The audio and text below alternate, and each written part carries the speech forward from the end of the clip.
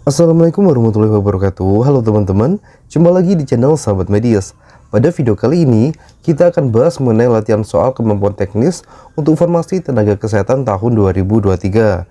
Dengan materi pembahasan pada video kali ini adalah tentang kesehatan umum. Karena berdasarkan penuturan dari teman-teman yang pada tahun kemarin mengikuti seleksi P3K, pada soal kemampuan teknis ini akan terdiri dari soal kesehatan umum dan soal kesehatan sesuai dengan profesi masing-masing.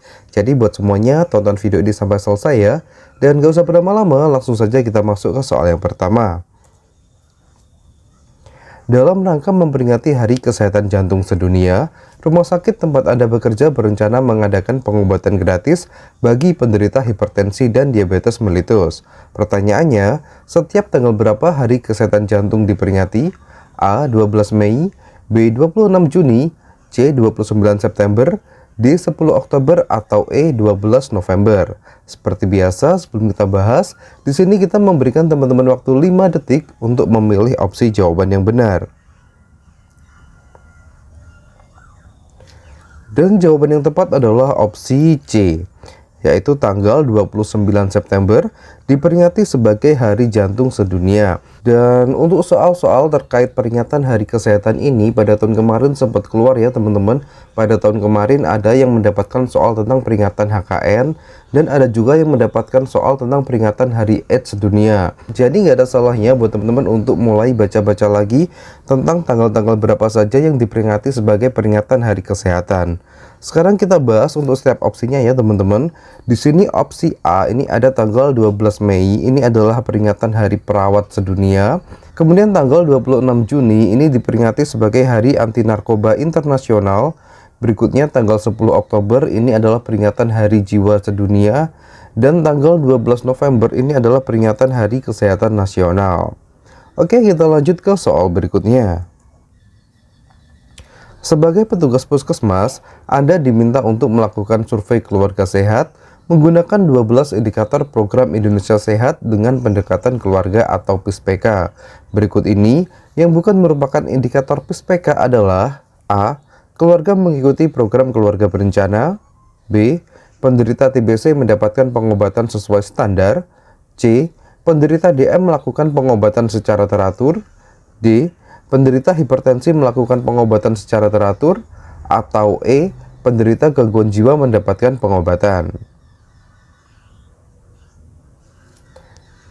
Dan jawaban yang tepat adalah opsi C, yaitu penderita DM melakukan pengobatan secara teratur. Terdapat 12 indikator program Indonesia Sehat dengan pendekatan keluarga. Berikut ini adalah 12 indikator tersebut. Yang pertama, keluarga mengikuti program keluarga berencana. 2. Ibu melakukan persalinan di fasilitas kesehatan. 3. Bayi mendapatkan imunisasi dasar lengkap. 4. Bayi mendapatkan ASI eksklusif. 5. Balita mendapatkan pemantauan pertumbuhan. 6. Penderita TBC paru mendapatkan pengobatan sesuai standar. 7. Penderita hipertensi melakukan pengobatan secara teratur. 8.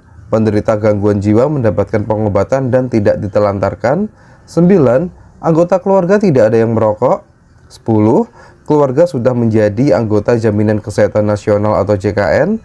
11. Keluarga mempunyai akses sarana air bersih. Dan yang terakhir, keluarga mempunyai akses atau menggunakan jamban yang sehat. Oke, sebelum kita masuk ke soal berikutnya, di sini kita menginfokan salah satu platform penyedia latihan soal P3K yang bisa teman-teman ikuti untuk memantapkan diri menghadapi seleksi P3K tahun ini. Platform tersebut adalah NIP Warrior. Berikut ini adalah tampilan dari platform NIP Warrior. Di sini terdiri dari beberapa formasi seperti dokter umum, perawat terampil, perawat ahli, bidan, penyuluh kesehatan, dan beberapa formasi yang lainnya. Sebagai contoh, di sini kita buka untuk formasi dokter umum. Jika teman-teman gabung pada platform ini, beberapa fasilitas yang teman-teman dapatkan diantaranya pembahasan soal bersama mentor melalui aplikasi Zoom. Berikutnya 13 video pembelajaran kompetensi manajerial, sosiokultural, dan wawancara. 3 paket reout kemampuan teknis dokter umum. 4 paket reout manajerial, sosiokultural, dan wawancara. Kemudian teman-teman juga mendapatkan PDF materi. Selain itu, teman-teman juga difasilitasi grup WhatsApp dan free konsultasi dengan tim NIP Warrior. Untuk cara gabungnya, teman-teman tinggal klik saja linknya di deskripsi video ini. Oke, kita kembali ke materi video kita ya teman-teman. Untuk pembahasan indikator PISPK ini sudah cukup jelas ya teman-teman. Sekarang kita masuk ke soal nomor 3. Posyandu atau pos pelayanan terpadu merupakan upaya pemerintah untuk memudahkan masyarakat Indonesia dalam memperoleh pelayanan kesehatan ibu dan anak. Berikut ini merupakan pernyataan yang benar tentang penyelenggaraan posyandu dengan sistem 5 meja, kecuali A. Meja 1 untuk pendaftaran, B. Meja 2 untuk penimbangan dan pengukuran, C. Meja 3 untuk pelayanan gizi, D. Meja 4 untuk penyuluhan, atau E.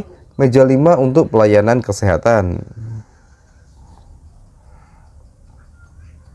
Dan jawaban yang tepat adalah opsi C, yaitu meja 3 untuk pelayanan gizi. Karena untuk meja 3 ini adalah meja untuk pencatatan. Sekarang kita bahas untuk setiap opsinya. Di sini meja 1 untuk pendaftaran. Di sini meja pendaftaran ini dilakukan oleh kader ya teman-teman. Di sini tujuannya adalah untuk mendata sekaligus melakukan wawancara terkait penampisan resiko. Berikutnya di sini ada meja 2 yaitu untuk penimbangan dan pengukuran. Di sini untuk sasaran bayi dan balita dilakukan penimbangan berat badan, pengukuran tinggi badan, pengukuran lingkar kepala dan lingkar lengan atas. Sedangkan untuk sasaran remaja, usia produktif dan lansia, di sini dilakukan pengukuran berat badan, tinggi badan, lingkar perut, tekanan darah, dan untuk sasaran wanita usia subur di sini juga dilakukan pengukuran lingkar lengan atas. Berikutnya pada meja 3 di sini adalah meja pencatatan. Pada meja ini dilakukan pencatatan dari hasil pengukuran di meja 2. Selain itu, untuk sasaran bayi dan balita, hasil pengukuran ditulis pada kurva pertumbuhan di buku KIA. Berikutnya untuk meja 4 ini adalah meja penyuluhan. Pada sasaran bayi dan balita ini bisa dilakukan penyuluhan tentang makanan tinggi protein, edukasi pemantauan tanda bahaya, dan lain-lain. Sedangkan untuk sasaran remaja, usia produktif dan lansia, bisa dilakukan edukasi latihan fisik, deteksi dini anemia, bahaya merokok dan nafsa, dan lain sebagainya. Lalu yang terakhir di sini ada meja kelima yaitu pelayanan kesehatan. Di sini dilakukan oleh tenaga kesehatan dengan dibantu kader ya teman-teman. Sedangkan untuk meja 1 sampai 4 ini dilakukan oleh kader. Pada meja 5 ini bisa dilakukan pemberian imunisasi, vitamin A, obat cacing untuk sasaran bayi dan balita. Sedangkan untuk sasaran remaja, lansia, dan usia produktif bisa dilakukan pemeriksaan gula ataupun kolesterol. Oke, kita lanjut ke soal berikutnya. Dalam meningkatkan mutu dan derajat kesehatan masyarakat, pemerintah telah menetapkan program prioritas nasional bidang kesehatan yang wajib dijalankan. Berikut ini yang termasuk program prioritas nasional kecuali A. Pencegahan dan penurunan stunting, B. Penurunan angka kematian ibu dan angka kematian bayi, C. Program penanggulangan TBC, D. Pengendalian penyakit menular, atau E. Pengendalian penyakit tidak menular.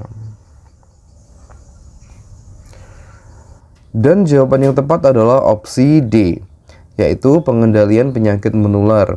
Di sini buat teman-teman yang bekerja di puskesmas, apalagi sekarang ini musim akreditasi, pasti tahu ya tentang program prioritas nasional ini, di mana program prioritas nasional ini ada 5 program, yaitu yang pertama pencegahan dan penurunan stunting, kemudian penurunan AKI dan AKB, program penanggulangan TBC, kemudian peningkatan cakupan imunisasi, dan yang terakhir pengendalian penyakit tidak menular. Oke, sementara cukup sekian untuk video kali ini. Semoga video singkat ini bisa bermanfaat dan semua teman-teman di channel ini bisa lolos menjadi ASN P3K tahun ini. Wassalamualaikum warahmatullahi wabarakatuh. Sampai jumpa di video berikutnya.